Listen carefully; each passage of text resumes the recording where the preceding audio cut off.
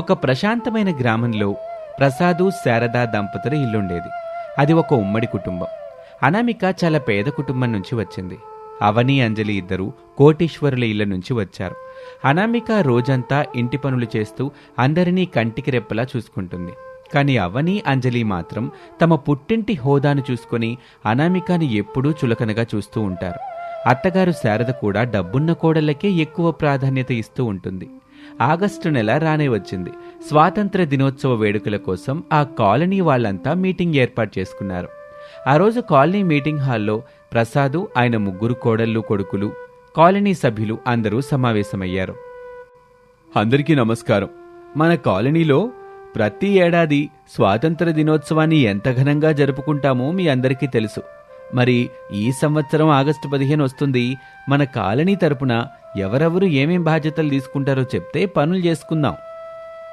President గారు, మా కుటుంబం తరపున ఎప్పుడూ ముందుండే సహాయం ఈసారి కూడా ఉంటుంది. మీరు అడగండి, మా వాళ్ళు చేస్తారు. ప్రెసిడెంట్ గారు, ఈసారి ఆగస్టు 15 వేడుకలకు వచ్చే కాలనీ వాళ్ళందరికీ స్వీట్స్, మిక్చర్, అలాగే స్నాక్స్ అన్నీ నేనే స్పాన్సర్ చేస్తాను. మా నాన్నగారికి సిటీలో పెద్ద స్వీట్ షాప్స్ ఉన్నాయి. డబ్బుకైతే మాకేం తక్కువ లేదు. కాలనీ వాళ్ళందరికీ ఖరీదైన స్వీట్స్ నేనే తెప్పిస్తాను. అరేవా, చాలా సంతోషం అవని గారు.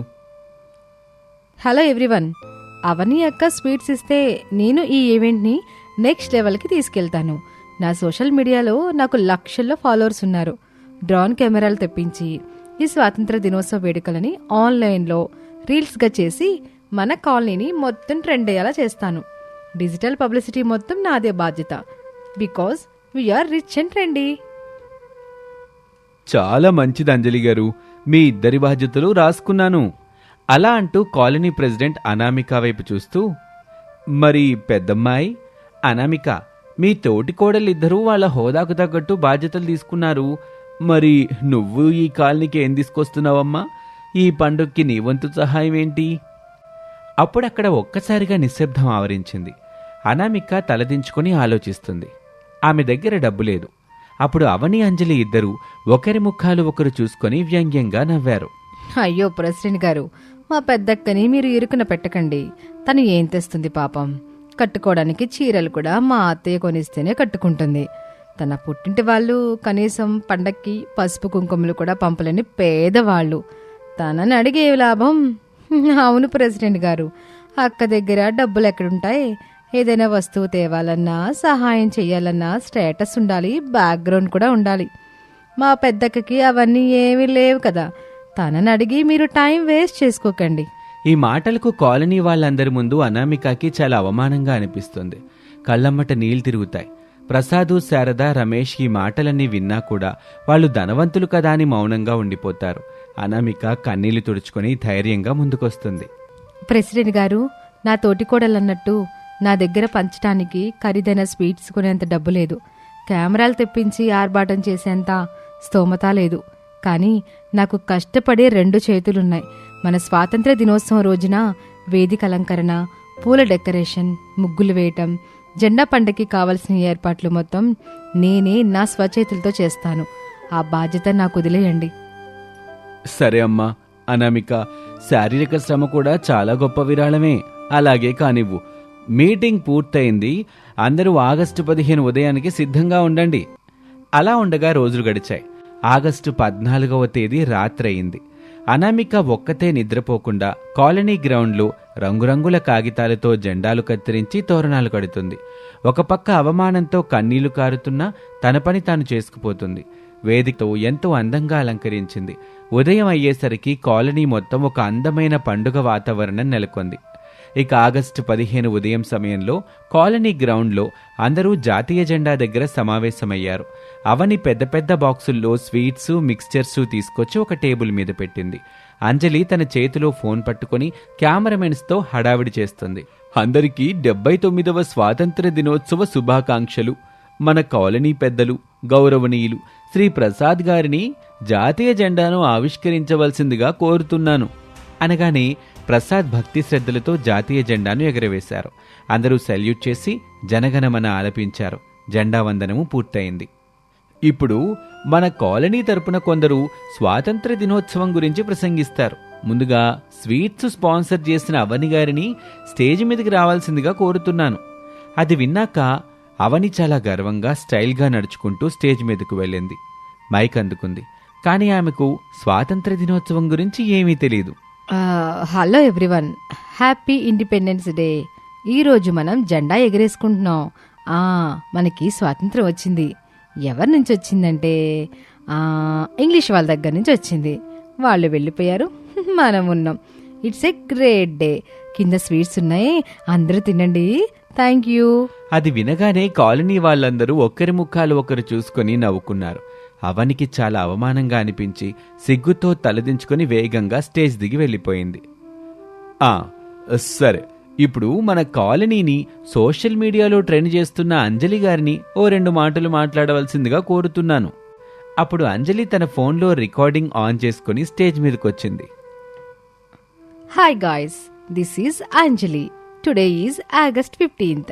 మీ అందరికీ తెలుసు కదా, ఈరోజు చాలా స్పెషల్ అని. ఎందుకంటే మనకి ఈరోజు హాలిడే. మన గాంధీ తాత నో నెహ్రూ గారు మనకి ఫ్రీడమ్ ఇచ్చారు. సో మనం ఈరోజు సెలబ్రేట్ చేసుకోవాలి. Keep watching my reels. Bye guys. అది వినగానే కాలనీలో జనాలు పగలబడి నవ్వారు. హాలిడే ఏంటి, నెహ్రూ గారు ఫ్రీడమ్ ఇవ్వటం ఏంటి అని కామెంట్స్ చేశారు. అంజలికి ముఖం ఎక్కడ పెట్టుకోవాలో తెలియక కెమెరా కట్టేసి పరిగెత్తుకుంటూ కిందకొచ్చేసింది. సరే, ఇప్పుడు ఈ వేదికని, ఈ గ్రౌండ్ని రాత్రంతా నిద్రపోకుండా ఇంత అందంగా అలంకరించిన మన అనామికను మాట్లాడవలసిందిగా కోరుతున్నాను అనగానే అవని అంజలి ఇద్దరూ వ్యంగ్యంగా చూశారు. మనకే ఏమీ రాలేదు, చదువుకొని ఈ పేదరాశి పెద్దమ్మకి ఏం తెలుస్తుంది అని గుసగుసలాడుకున్నారు. అనామిక నెమ్మదిగా స్టేజ్ మీదకొచ్చింది. తన మామగారు ప్రసాద్ని, అత్తగారు శారదని చూసింది. ఒక్కసారి గట్టిగా ఊపిరి పీల్చుకుంది. మైక్ అందుకుంది. ఇక్కడకు విచ్చేసిన పెద్దలకు, నా తోటి సోదర సోదరీమణులకు స్వాతంత్ర దినోత్సవ శుభాకాంక్షలు. స్వాతంత్ర్యం ఈ పదం పలకడానికి ఎంత స్వేచ్ఛగా అనిపిస్తుందో. ఈ పదాన్ని దక్కించుకోవటానికి మన పూర్వీకులు అంతకంటే 1,00,000 రెట్లు కష్టపడ్డారు. స్వాతంత్ర్యం అంటే కేవలం మువ్వెన్నెల జెండా ఎగరేసి స్వీట్లు పంచుకొని ఇళ్ళకి వెళ్ళిపోవటం కాదు. ఆ జెండాలోని కాషాయ రంగు వెనుక ఉన్న ఎందరో వీరుల రక్తాన్ని, త్యాగాన్ని స్మరించుకోవటం. పూర్వం మన భారతదేశం సిరులు పండే పుణ్యభూమి. కాని ఆ సిరులను దోచుకోవటానికి వ్యాపారం పేరుతో వచ్చిన తెల్లధరలు మనల్ని బానిసలుగా మార్చారు. మన సొంత గడ్డ మీద మనమే తలదించుకుని బ్రతికేలా చేశారు. ఆ బానిస సంఖ్యలను తెంచడానికి ఎందరో భారతమాత ముద్దుబిడ్డలు తమ ప్రాణాలను పణంగా పెట్టి మరీ పోరాడారు. అహింసను ఆయుధంగా మలుచుకుని కొందరు, ఉరికొయ్యలను సైతం చిరునవ్వుతో ముద్దాడి మరికొందరు, అడవుల్లో విల్లంబులతో పోరాడి ఇంకొందరు. ఇలా ఎందరో స్వాతంత్ర సమరయోధులు చేసిన అలుపెరగని కృషితో, ఎనలేని త్యాగాలతోనే మనకి ఈ స్వాతంత్ర్యం సిద్ధించింది. తమ సర్వస్వాన్ని దేశం కోసం అర్పించిన పేర్లు తెలియని ఎందరో అజ్ఞాత వీరులందరికీ ఈరోజు మనం ఘనంగా నివాళులు అర్పించాలి. ఈరోజు మనం అనుభవిస్తున్న ఈ స్వేచ్ఛ, పీలుస్తున్న ఈ గాలి, ఈ ఉనికి ఏవీ మనకి ఊరికే రాలేదు. ఎందరో పుణ్యాత్ముల, స్వాతంత్ర్య సమరయోధుల త్యాగఫలం ఈ మన భారతదేశం. ఆ త్యాగధనుల పునాదుల మీదే మనం ఈరోజు ఇలా సగర్వంగా తల ఎత్తుకుని నిలబడ్డాం. దేశమంటే మట్టి కాదోయ్, దేశమంటే మనుషులో అన్న మాటలను స్ఫూర్తిగా తీసుకుని కుల, మత, వర్గ, ధనిక, పేద భేదాలను పక్కన పెట్టి మనమంతా భారతీయులుగా కలిసిమెలిసి ఉందాం. భరతమాతకు నీరాజనాలు అర్పిద్దాం. జై హింద్, భారత్ మాతాకి జై. ఆ సమయంలో అనామిక స్పీచ్ ముగిగానే గ్రౌండ్లో ఒక్క క్షణం అంతా నిశ్శబ్దం. ఆ తర్వాత ఒక్కసారిగా చప్పట్ల మోత మోగిపోయింది. కాలనీ వాళ్ళందరూ లేచి నిలబడి చప్పట్లు కొట్టారు. ప్రసాద్ కళ్ళల్లో ఆనందంతో నీళ్లు తిరిగాయి. శారద కూడా ఆశ్చర్యంతో అలా చూస్తూ ఉండిపోయింది. అవని, అంజలి తమ అహంకారాన్ని పక్కన పెట్టి తమ అక్క చెప్పిన మాటలకు గర్వంగా కన్నీళ్లతో చప్పట్లు కొట్టారు. రమేష్ కూడా గర్వంగా కాలర్ ఎగరేశాడు. అద్భుతమమ్మా, ఎంత అద్భుతంగా మాట్లాడావు, మా రోమాలు నిక్కబడుచుకున్నాయి. దేశభక్తి అంటే ఏంటో నీ మాటల్లో చూపించావు. ప్రసాద్ గారు, మీ పెద్ద కోడలు మీ ఇంటికే కాదండి, మన కాలనీకే గర్వకారణం అలా అనుకుంటూ ఉండగా వేదిక దిగి వస్తున్న అనామిక దగ్గరకు కాలనీ వాళ్ళందరూ వచ్చి అభినందించారు. ఇంతలో అవని స్వీట్ బాక్సులు తీసుకొచ్చింది. కానీ ఆమె అవి పంచకుండా అనామిక చేతికిచ్చింది. ప్రెసిడెంట్ గారు, ఈరోజు ఈ స్వీట్స్ పంచడానికి సరైన అర్హత అనామిక అక్కే ఉంది. అక్క చేతుల మీదుగానే అందరికీ పంచుదాం. అది వినగానే అనామిక ఎంతో చిరునవ్వుతో ఎలాంటి ఈగో లేకుండా అందరికీ స్వీట్లు పంచింది. కాలనీ వాళ్ళందరూ అనామికను ప్రశంసిస్తూ తమ ఇళ్లకు వెళ్లారు. అలా ఉండగా సాయంత్రం సమయంలో ప్రసాద్ ఇంట్లో హాల్లో అందరూ కూర్చుని ఉన్నారు. ప్రసాదు, శారద, రమేష్, సురేష్, అరుణ్ అందరూ ఉన్నారు. అనామిక అందరికీ కాఫీలు తీసుకొచ్చి టేబుల్ మీద పెడుతుంది. అప్పుడు అవని, అంజలి ఇద్దరూ అనామిక దగ్గరికి వచ్చారు. వాళ్ళ కళ్ళలో పశ్చాత్తాపం స్పష్టంగా కనిపిస్తుంది. అప్పుడు అవని అనామిక 2 చేతులు పట్టుకుంది. అక్క, నన్ను క్షమించక్క. ఉదయం మీటింగ్లో నేను నిన్ను డబ్బు లేదని, పేదదానివని అందరి ముందు ఎంత మాట అన్నాను. కానీ నా డబ్బు ఈరోజు నన్ను స్టేజ్ మీద గెలిపించలేకపోయింది. నా అహంకారం నన్ను అందరి ముందు చులకన చేసింది. నీలో ఇంత అద్భుతమైన టాలెంట్, దేశం పట్ల ఇంత గొప్ప అవగాహన ఉన్నాయని ఇప్పుడే అర్థమైందక్క. నువ్వు ఈరోజు స్పీచ్ ఇరగ్గొట్టేసావక్క. డబ్బుంటేనే గొప్ప అనుకున్న నా కళ్ళు నువ్వు తెరిపించావు. నన్ను క్షమించక్క. అవునక్క, సోషల్ మీడియాలో వచ్చే లైక్స్, ఈ బ్రాండెడ్ బట్టలు, ట్రెండ్స్ ఇవే జీవితం అనుకున్నాను. కానీ ఈరోజు నువ్వు మాట్లాడుతున్నప్పుడు ఈ జనం కొట్టిన చప్పట్లు చూశాను చూడు, అది నిజమైన గుర్తింపు. అంటే ఆ చప్పట్ల ముందు నా సోషల్ మీడియా ఫాలోయింగ్ ఏమాత్రం సరిపోదక్క. నువ్వు చాలా బాగా చెప్పావు. నీలో ఇంత జ్ఞానం ఉన్నందుకు మేమంతా గర్వపడుతున్నాం. మమ్మల్ని క్షమించక్క. అది విన్నాక అనామిక చిరునవ్వుతో వాళ్ళిద్దరి కన్నీళ్లు తుడిచింది. పిచ్చి పిల్లలు, ఇందులో క్షమాపణలెందుకు? డబ్బనేది వేళ వస్తుంది, రేపోతుంది. కానీ మన కుటుంబం, మన సంస్కారం ఎప్పటికీ నిలబడతాయి. మన ముగ్గురం ఒకే ఇంటి ఆడపడుచులం. కలిసుంటేనే బలం. ఈరోజు మీరిద్దరూ తప్పు తెలుసుకుని నా దగ్గరికి రావటం నాకు చాలా సంతోషంగా ఉంది. విన్నావా శారదా, మన పెద్ద కొడలు ఎంత గొప్ప మనసుందో చూసావా? ఉదయం కాలనీ వాళ్ళందరి ముందు నా పరువు నిలబెట్టి ఇప్పుడు ఇంట్లో మీ తోటి కోడల మధ్యున్న గోడలు బద్దలుగొట్టి ఈ ఇంటిని నిలబెట్టింది. అమ్మా అనామిక, నువ్వు పేదింటి నుంచి రాలేదమ్మా, సంస్కారం ఉన్న గొప్పింటి నుంచి వచ్చావు. నన్ను క్షమించమ్మా. నేను కూడా ఎన్నాళ్ళు డబ్బును చూసే మనుషులకు విలువిచ్చా. అసలైన బంగారు లాంటి కోడలు నా పక్కనే ఉన్న విషయం ఈరోజు తెలుసుకున్నాను. అది వినగానే రమేష్, సురేష్, అరుణ్ ముగ్గురు ఎంతో సంతోషంగా చప్పట్లు కొట్టారు. అలా ఆ ఇంటి నుంచి అహంకారం, పేద ధనిక అనే తారతమ్యాలు పూర్తిగా తొలగిపోయాయి. ముగ్గురు కోడళ్ళు కలిసిపోయారు. ఆ రోజు నుంచి ఆ కుటుంబం ఎలాంటి కలహాలు లేకుండా ఒకరినొకరు గౌరవించుకుంటూ సుఖ సంతోషాలతో జీవనం సాగించారు. ఇది వాళ్ళటి కథ. మరొక ఆసక్తికర కథలో మళ్ళీ కలుద్దాం. అంతవరకు సెలవు, నమస్తే. ప్రసాద్ కుటుంబం అంటే ఆ చుట్టుపక్కల జిల్లాల్లోనే చాలా శ్రీమంతమైన కుటుంబం. వారికి ప్రసాద్ ఫుడ్ ప్రాసెసింగ్ ఫ్యాక్టరీ అనే పెద్ద ఫ్యాక్టరీ ఉంది. వందలాది మంది కార్మికులు వారి ఫ్యాక్టరీలో పనిచేస్తారు. ప్రసాద్కి ఒక్కగానొక్క కొడుకు రమేష్. రమేష్కి మాత్రం తండ్రి సీమంతం, ఆస్తుల కంటే స్వశక్తితోనే ఎదగాలనే దృఢ సంకల్పం ఎక్కువ. తండ్రి పేరు వాడకుండా సొంత ప్రతిభతో ఒక సాఫ్ట్వేర్ కంపెనీలో ఉద్యోగం సాధించాడు. ఒకరోజు, రమేషు, మన ఫుడ్ ప్రాసెసింగ్ ఫ్యాక్టరీ ఎంత పెద్దదో నీకు తెలుసు కదా. చుట్టుపక్కల జిల్లాల్లోనే మన ఫ్యాక్టరీ టాప్. ఇప్పుడు నేను రిటైర్మెంట్ తీసుకోవాలనుకుంటున్నాను. నువ్వెందుకు బయట సాఫ్ట్వేర్ ఉద్యోగం చేస్తూ సాఫ్ట్వేర్ మేనేజర్లతో మాటలు పడ్డావు? దాని బదులు మన బిజినెస్ నువ్వు చూసుకోనాయనా. అవును రమేష్, మీ నాన్న చెప్పేది నిజమే. మనకి అంత పెద్ద ఫ్యాక్టరీ ఉంది కదా. నువ్వు ఈ సాఫ్ట్వేర్ కంప్యూటర్ల ముందు కూర్చొని కళ్ళు పాడు చేసుకోవడం ఎందుకు? అమ్మా, నాన్న, మీరు కష్టపడి నిర్మించిన ఫ్యాక్టరీ అంటే నాకు చాలా గౌరవం. కానీ నా సొంత కాళ్ల మీద నేను నిలబడ్డా నాకిష్టం. నా సొంత శక్తితో నేను సాఫ్ట్వేర్ రంగంలో బాగా రాణించాలనుకుంటున్నాను. దానికి మీ ఆశీర్వాదం ఉంటే చాలు. నీ కాన్ఫిడెన్స్ నాకు నచ్చింది రమేష్. కానీ బిజినెస్లో ఉన్నట్టే సాఫ్ట్వేర్లో కూడా ఒత్తిడి ఉంటుంది. నువ్వు దృఢంగా నిలబడితే అంతే చాలు నాకు. ఇలా ఉండగా రమేష్ ప్రస్తుతం సాఫ్ట్వేర్ ఉద్యోగం చేస్తున్నా అతనికి ఇంటర్మీడియట్లో పరిచయమైన అనామిక అంటే చాలా ప్రేమ, ఇష్టం. అనామిక చాలా మధ్యతరగతి కుటుంబానికి చెందిన అమ్మాయి. ఆమె తండ్రి రామయ్య ఒక చిన్న ప్రైవేట్ సంస్థలో పనిచేస్తాడు. తల్లి జానకి గృహిణి. రమేష్, అనామికలు అప్పుడప్పుడు పార్కులో కలుసుకుని తమ భావాలని పంచుకునేవారు. ఇలా ఉండగా అనామిక ఇంట్లో ఉండగా ఒకరోజు అనామిక రమేష్కి ఫోన్ చేసింది.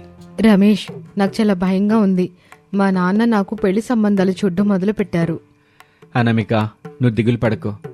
నేను మీ నాన్నగారి దగ్గరికి వచ్చి మాట్లాడతాను. అలాగే మా అమ్మ నాన్నల్ని కూడా ఒప్పిస్తాను.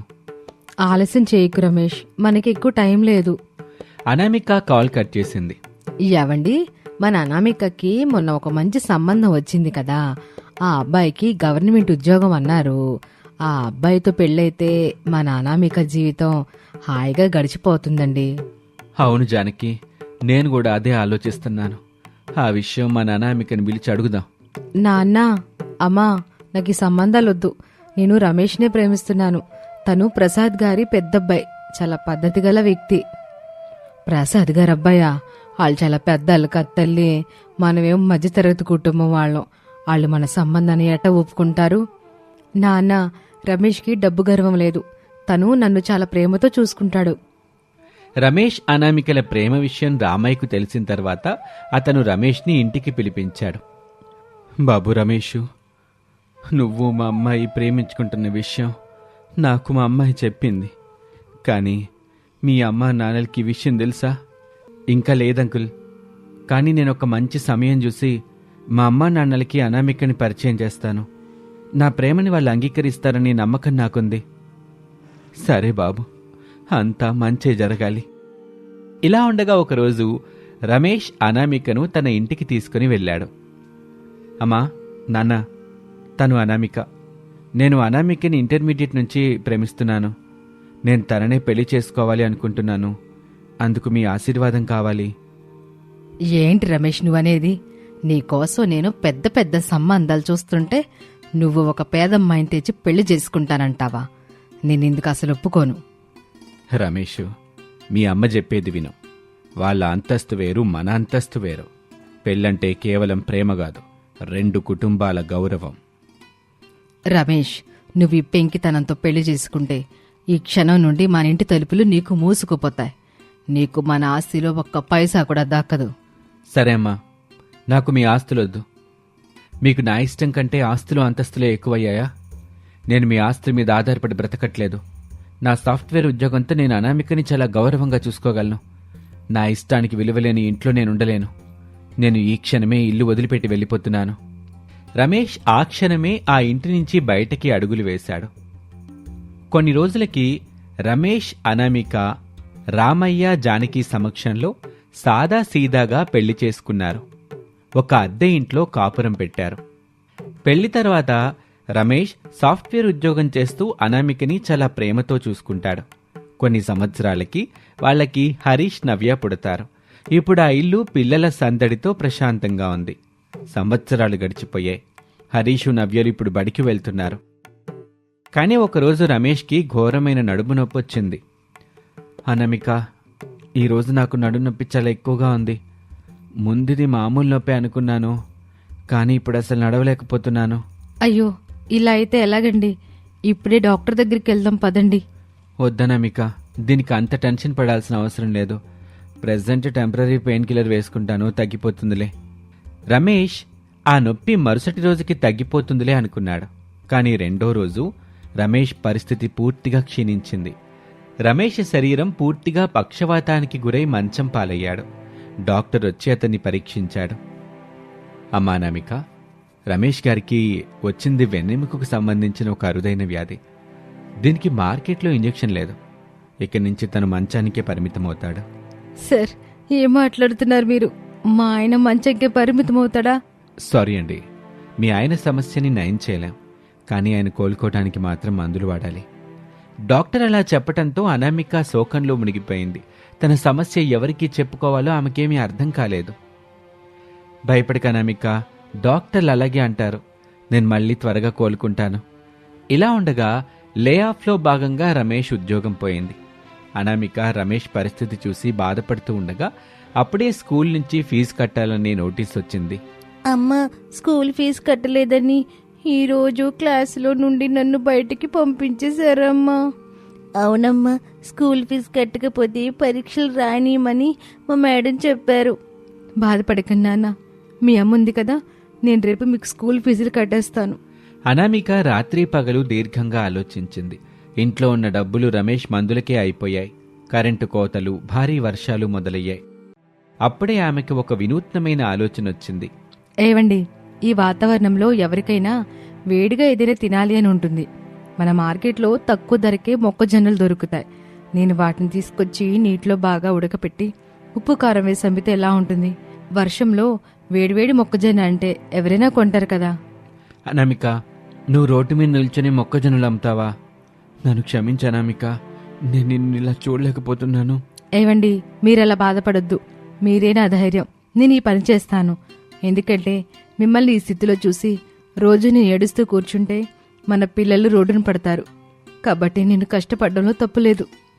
నువ్వనే దాంట్లో నిజం ఉంది అనామిక. మన కుటుంబం కోసం నీకేది కరెక్ట్ అయితే అది చెయ్యి. అనామిక దృఢంగా పనిచేయటం మొదలుపెట్టింది. మార్కెట్కి వెళ్లి సంచుల కొద్దీ తాజా తీయని మొక్కజొన్నలు తెచ్చింది. వాటిని ఉడికించటం మొదలుపెట్టింది. ఆ వేడివేడి స్వీట్ కార్న్ గుమగుమలు చుట్టుపక్కలకి వ్యాపిస్తాయి. అమ్మా, మొక్కజొన్న వాసన అదిరిపోతుంది, ఒక కప్పు ఇవ్వు. ఇదిగోండి సార్. ఆ కస్టమర్ కొన్ని స్వీట్ కార్న్ తిని, ఈ వర్షపు వాతావరణంలో వేడిగా ఇవి తింటూ ఉంటే చాలా రిలీఫ్గా ఉందమ్మా, ఓ 2 ప్యాకెట్లు పార్సిల్ గట్టివు తల్లి. ఇవి చాలా వేడిగా ఉంది, తినండి. అనామిక బిజినెస్ మెల్లిమెల్లిగా పుంజుకుంది. గంట తిరిగేసరికి దారిన పోయేవాళ్లు అనామిక దగ్గర మొక్కజొన్నలు కొనటం మొదలుపెట్టారు. ఇంట్లో తయారు చేసిన మసాలాలు పరిశుభ్రంగా ఉడికించటం వల్ల అనామిక మొక్కజొన్నలు చాలా ఫేమస్ అయ్యాయి. అలా వారం రోజులు గడిచింది. హమ్మయ్య, ఈ వారం రోజుల లాభంతో నవ్య స్కూల్ ఫీజు కట్టేశాను. హరీష్ ఫీజు కూడా రెడీ అయిపోయింది. ఈ స్వీట్ కార్న్ అమ్మడం వల్ల నాకు ఆత్మవిశ్వాసం పెరుగుతోందండి. అనామిక, నీ దృఢ సంకల్పానికి దండం పెట్టొచ్చు. నా అనారోగ్యం వల్ల నేను బాధపడ్డా, కానీ నువ్వు మన కుటుంబాన్ని నీ కష్టంతో నిలబెట్టావు. ఇలా ఉండగా ఒకరోజు భారీ వర్షం పడుతుంది. ప్రసాదు కారులో అనామిక ఉన్న వీధి గుండా వెళ్తున్నాడు. అప్పుడు కారులో ప్రసాదు, శారదలు కూర్చుని ఉన్నారు. అప్పుడు అనామిక ఇంటి ముందు జనం గుమిగూడి ఉన్నారు. శారదా, ఆ దారి పక్కన ఎంత క్రౌడ్ ఉందో చూసావా? వర్షం పడుతున్నా కూడా జనాలు అక్కడ గొడుగులు పట్టుకొని లైన్లో నిలబడ్డారు. అసలు అక్కడ ఏం జరుగుతుందో? అవునండి, అక్కడేదో వేడివేడి ఫుడ్ దొరుకుతున్నట్టుగా ఉంది. కారాపండి, మనం కూడా ఫుడ్ ఏంటో టేస్ట్ చేద్దాం. శారదా ప్రసాద్లో ఆ జనాల దగ్గరికి వెళ్లారు. అక్కడ వేడివేడి మొక్కజొన్నలు ఉడికిస్తూ ఉన్న అనామికను చూసి వాళ్ళు షాక్ అయ్యారు. అనామిక, నువ్వా? నువ్విక్కడ రోడ్డు మీద నిల్చొని మొక్కజొన్నలు అమ్ముతున్నావా? అత్తయ్య, మావయ్య, మీకు నమస్కారం. వర్షం పడుతుంది, ప్లీజ్ లోపలికి రండి. ప్రసాదు, శారదలు లోపలికి వెళ్ళగా అక్కడ మంచం మీద పక్షవాతంతో ఉన్న తమ ఒక్కగానొక్క కొడుకు రమేష్ని చూసి వాళ్ళ మనసు కకావికలమైంది. రమేషు, ఏమైందిరా నీకు? ఇట్లా మంచం పాలయ్యావేంట్రా? అమ్మా, నాన్న, నాకు వెన్నెముక వ్యాధి వచ్చిందమ్మా. కానీ అనామిక వల్ల నేను ఇలా ధైర్యంగా ఉన్నాను. తల్లి అనామిక, ఎంత పెద్ద కష్టం వచ్చినా రమేష్ సాఫ్ట్వేర్ ఉద్యోగం పోయి మంచం మీద పడిపోయినా నువ్వు శ్రీమంతులమైన మా గడప తొక్కలేదు, మా దగ్గరకొచ్చి సహాయం అడగలేదు. నీ ఆత్మగౌరవానికి నేను దాసోహమయ్యాను తల్లి. అవునన్నామిక, నా గర్వం వల్ల నిన్న ఆ రోజు తిట్టి బయటికి పంపాను. కానీ ఈరోజు ఎంత పెద్ద కష్టంలో కూడా నువ్వు రోడ్డు మీద మొక్కజొన్నలు అమ్ముతూ నీ భర్తని, పిల్లల్ని కాపాడుకుంటున్నావే తప్ప మా తలుపు తట్టలేదు. నీ కష్టానికి, నీ ఆత్మగౌరవానికి జోహార్లు తల్లి. నిన్నే అర్థం చేసుకున్నందుకు మమ్మల్ని క్షమించు. అత్తయ్య, అలా అనకండి. కష్టమనేది మనుషులకే వస్తుంది. కానీ కష్ట సమయంలో మీ ఇంటికి వస్తే అవసరానికి మీ దగ్గరికి వచ్చినట్టు మీకు అనిపించింది. అందుకే మేము మీ దగ్గరికి రాలేదు. మీరు పెద్దలు, మాకు మీ ఆశీస్సులుంటే నాకు అంతే చాలు. అప్పుడే స్కూల్ నుంచి హరీషు, నవ్య వచ్చారు. తన నాన్న, అమ్మ దగ్గర ఉన్న తమ నానమ్మ, తాతయ్యలను చూసి వాళ్ళు ఆశ్చర్యపోయారు. అమ్మా, ఎవరమ్మా వీళ్ళు? ఎందుకు ఏడుస్తున్నారు? నవ్య, హరీష్, వీళ్ళే మీ నానమ్మ, తాతయ్య. శారద హరీష్ని, నవ్యని దగ్గరికి తీసుకుని తలనిమురుతూ, నా బంగారాలు ఎంత అందంగా ఉన్నారో. పదండమ్మా, మన సొంత ఇంటికి ఆంధ్రం తొందరగా వెళ్ళిపోదాం. రమేష్కి బెస్ట్ ట్రీట్మెంట్ ఇప్పిద్దాం. ఒకప్పుడు మేమన్న మాటలకి మీకు నేను క్షమాపణ చెప్తున్నాను. ప్రసాదు, శారద పిలవటంతో రమేష్, అనామిక ప్రసాద్ ఇంటికి వెళ్లటానికి ఒప్పుకున్నారు. కొన్ని వారాల తర్వాత అదృష్టవశాత్తు వెన్నెముక వ్యాధికి మార్కెట్లోకి ఒక కొత్త విప్లవాత్మక ఇంజెక్షన్ వచ్చింది. డాక్టర్ సార్, ఆ కొత్త ఇంజెక్షన్కి ఎన్ని లక్షలైనా పర్వాలేదు. మా రమేష్కి దానితో ట్రీట్మెంట్ స్టార్ట్ చేయండి. ఓకే సార్, మీరు భయపడకండి. ఈ ఇంజెక్షన్తో మీ అబ్బాయి త్వరగానే కోలుకుంటాడు.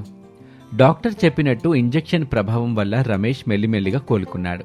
పక్షవాతం నుంచి బయటపడి మళ్లీ మామూలు మనిషిలా లేచి నడవటం మొదలుపెట్టాడు. కుటుంబంలో మళ్లీ సంతోషాలు వెల్లివిరిశాయి. అనామిక, ఇంతకాలం జీవితం నాకెన్నో విషయాలు నేర్పింది. ఆ రోజు నీ మొక్కజొన్నల వ్యాపారం, నీ దృఢ సంకల్పం వల్ల ఆ రోజు నేను మంచాన పడ్డా నేను అధైర్యపడలేదు. ఈ వర్షాకాలం నాకు ఎన్నో అనుభూతులు ఇచ్చింది. నేను ఎప్పటికీ ఈ వర్షాకాలాన్ని మర్చిపోలేను. ఏవండి, మనం ఈరోజు శ్రీమంతులము కావచ్చు, కానీ ఆపదలొచ్చినప్పుడు కష్టపడ్డమే మన కర్తవ్యం. నేను ఆ మొక్కజొన్నల వ్యాపారాన్ని నా జీవితాంతం గుర్తుపెట్టుకుంటాను. అదే నాకు ఆత్మగౌరవాన్నిచ్చింది. నా కోడలు అనామిక ఎన్నో కష్టాలను ఓర్చింది. తనకి తెలివిగా పనిచేయడం తెలుసు. అందుకే మన ఫ్యాక్టరీ ఫుడ్ ప్రాసెసింగ్ సెక్షన్కి తనని మేనేజర్ చేద్దామండి. అవును శారద, నేను కూడా మనసులో అదే అనుకుంటున్నాను. కష్టపడి తత్వం ఉన్న మన కోడలి వల్ల మన వ్యాపారం మరింత ముందుకు సాగుతుంది. అప్పటినుంచి ఆ కుటుంబం అంతా కలిసి నవ్వుతూ ఆ ఇంట్లో ప్రశాంతంగా జీవించసాగారు. ఇది వాల్టి కథ. మరొక ఆసక్తికర కథలో మళ్ళీ కలుద్దాం. అంతవరకు సెలవు. నమస్తే.